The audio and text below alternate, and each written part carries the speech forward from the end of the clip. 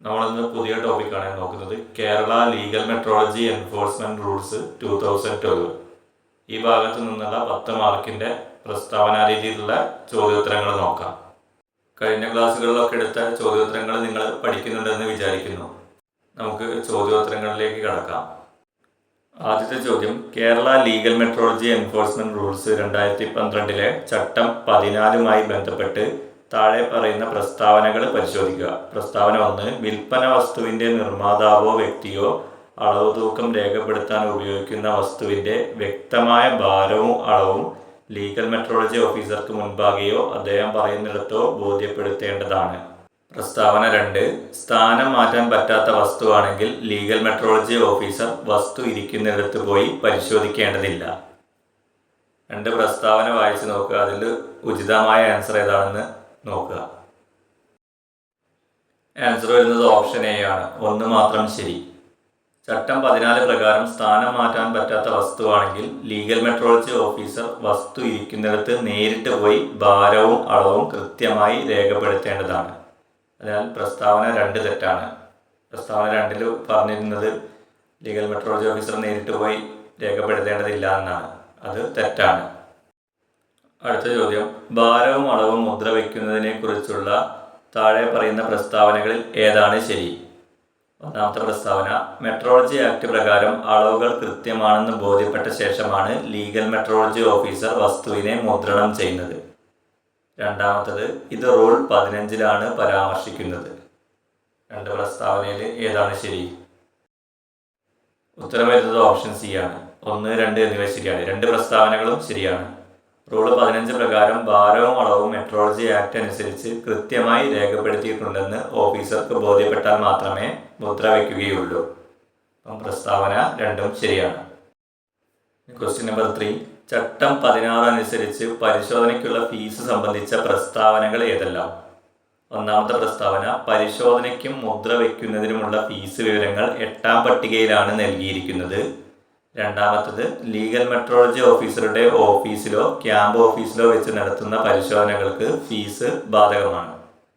രണ്ട് പ്രസ്താവനകൾ ഏതൊക്കെയാണ് ശരി? ആൻസർ വരുന്നത് ഓപ്ഷൻ ബി ആണ്. പ്രസ്താവന 2 മാത്രമാണ് ശരി. ഫീസ് വിവരങ്ങൾ അടങ്ങിയിരിക്കുന്നത് 10ാം പട്ടികയിലാണ്, 8ാം പട്ടികയിലല്ല. അതിനാൽ 1ാം പ്രസ്താവന തെറ്റാണ്.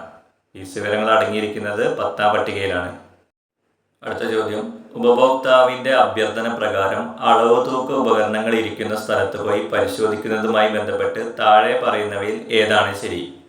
ഒന്നാമത്തെ പ്രസ്താവന, ഉപഭോക്താവിന്റെ അഭ്യർത്ഥന മാനിച്ച് ലീഗൽ മെട്രോളജി ഓഫീസർക്ക് അളവോ തൂക്കമോ സ്ഥിതി ചെയ്യുന്ന സ്ഥലത്ത് പോയി പരിശോധന നടത്താം.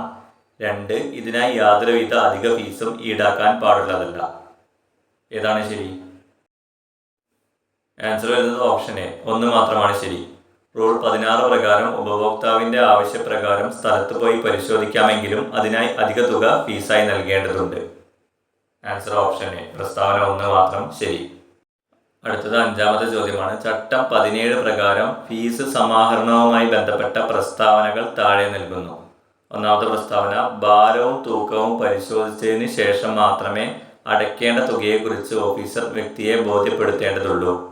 രണ്ടാമത്തെ പ്രസ്താവന, തുക അടച്ചതിന് ശേഷം വ്യക്തിക്ക് റെസീപ്റ്റ് നൽകുകയും അതിൻ്റെ പകർപ്പ് ഓഫീസർ സൂക്ഷിക്കുകയും വേണം. ശരിയായ പ്രസ്താവനകൾ ഏതെല്ലാമാണ്? Answer option B. പ്രസ്താവന 2 മാത്രമാണ് ശരി.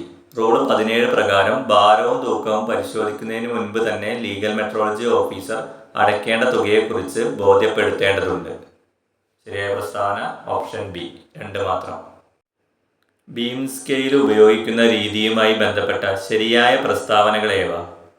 ഒന്നാമത്തെ പ്രസ്താവന, ബീം സ്കെയിൽ ഉപയോഗിച്ച് ഭാരവും അളവും രേഖപ്പെടുത്തുന്ന എല്ലാ വ്യക്തികളും അതിൻ്റെ കൃത്യത ഉറപ്പുവരുത്തേണ്ടതാണ്. 2, ഒരു സ്റ്റാൻഡിലോ ചെയിനിലോ ഹുക്ക് ഉപയോഗിച്ചോ ഇത് തൂക്കി നിർത്തേണ്ടതാണ്. ഏതൊക്കെ പ്രസ്താവനകളാണ് ശരി? ആൻസർ വരുന്നത് ഓപ്ഷൻ സി. പ്രസ്താവന 1ഉം 2ഉം ശരിയാണ്. റൂൾ 22 വ്യക്തമാക്കുന്നത് ബീം സ്കെയിലിന്റെ കൃത്യത ഉറപ്പാക്കാൻ അതൊരു സ്റ്റാൻഡിലോ ചെയിനിലോ ഹുക്ക് ഉപയോഗിച്ച് തൂക്കി നിർത്തണമെന്നാണ്. നെക്സ്റ്റ്, പരിശോധനാ സർട്ടിഫിക്കറ്റ് പ്രദർശിപ്പിക്കുന്നതുമായി ബന്ധപ്പെട്ട് താഴെ പറയുന്ന പ്രസ്താവനകളിൽ തെറ്റായതേത്? ഒന്നാമത്തെ പ്രസ്താവന, അളവ് തൂക്ക ഉപകരണങ്ങൾ ഉപയോഗിക്കുന്ന സ്ഥാപനത്തിൽ സർട്ടിഫിക്കറ്റ് വ്യക്തമായി കാണത്തക്ക രീതിയിൽ പ്രദർശിപ്പിക്കണം. 2. വഴിക്കച്ചവടക്കാർ ഈ സർട്ടിഫിക്കറ്റ് കച്ചവട സ്ഥലത്ത് ബോർഡ് വെച്ച് പ്രദർശിപ്പിക്കൽ നിർബന്ധമാണ്. ഇതിൽ തെറ്റായ പ്രസ്താവന ഏതാണ്? അതാണ് ചോദിച്ചത്. Answer option B. രണ്ടാമത്തെ പ്രസ്താവന തെറ്റാണ്. റൂൾ 23 പ്രകാരം വഴിക്കച്ചവടക്കാരനാണെങ്കിൽ സർട്ടിഫിക്കറ്റ് കൈവശം വെക്കേണ്ടതാണ്, അല്ലാതെ പ്രദർശിപ്പിക്കേണ്ടതില്ല. പ്രസ്താവന 2 തെറ്റാണ്. ഓപ്ഷൻ ബി ആണ് വരുന്നത് ആൻസർ. അടുത്തത്, വാഹനങ്ങളുടെ കാര്യത്തിൽ പരിശോധനാ സർട്ടിഫിക്കറ്റ് സൂക്ഷിക്കേണ്ടത് എവിടെയാണ്? ഒന്നാമത്തത്, സർട്ടിഫിക്കറ്റ് വാഹന ഉടമസ്ഥന്റെ വീട്ടിൽ സൂക്ഷിക്കണം. 2. നിയമം വാഹനത്തിന്റെ കാര്യത്തിലാകുമ്പോൾ സർട്ടിഫിക്കറ്റ് വാഹനത്തിൽ തന്നെ സൂക്ഷിക്കേണ്ടതാണ്. Answer option B. 2 ശരിയാണ്.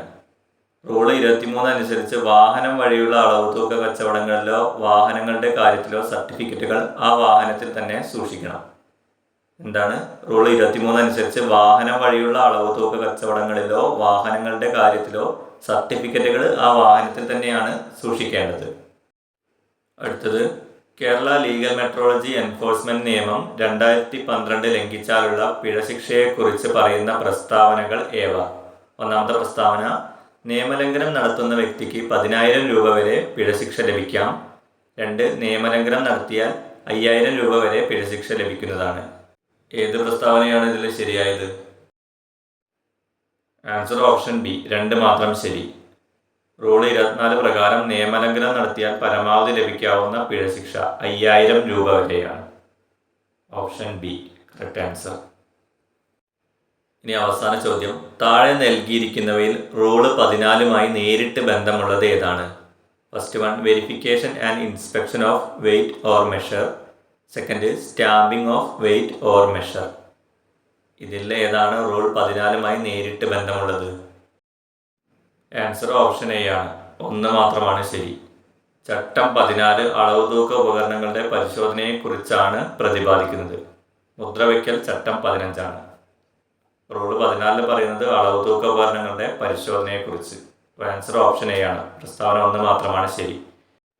റൂൾ 15 കൂടി ഒന്ന് ഓർത്ത് വെക്കുക. റൂൾ 15 പറയുന്നത് മുദ്രവയ്ക്കൽ, സ്റ്റാമ്പിങ്ങിനെ കുറിച്ച് പറയുന്നു. ഇത്രയും കാര്യങ്ങളാണ് നമ്മുടെ ഇന്നത്തെ ക്ലാസ്സിൽ വരുന്നത്. നമുക്ക് ഇനിയും വേണമെങ്കിൽ ഒരു 10 ക്വസ്റ്റ്യനും കൂടി അടുത്ത ക്ലാസ്സിൽ നോക്കാം. നിങ്ങളെ താല്പര്യം അനുസരിച്ച് ഒന്ന് പറഞ്ഞാൽ മതി. നമുക്ക് 10 ക്വസ്റ്റ്യൻസ് കൂടി ഇതിൽ നിന്ന് നോക്കാം. എന്തായാലും നിങ്ങൾ റൂൾസ് നന്നായി പഠിക്കുക. അങ്ങോട്ടും ഇങ്ങോട്ടും മാറിപ്പോകാൻ ചാൻസ് ഉണ്ട്. അപ്പം നല്ല രീതിയിൽ തന്നെ പഠിച്ചു പോവാം. നമുക്കിനി അടുത്ത ക്ലാസ്സിൽ കാണാം. എല്ലാവർക്കും താങ്ക് യു.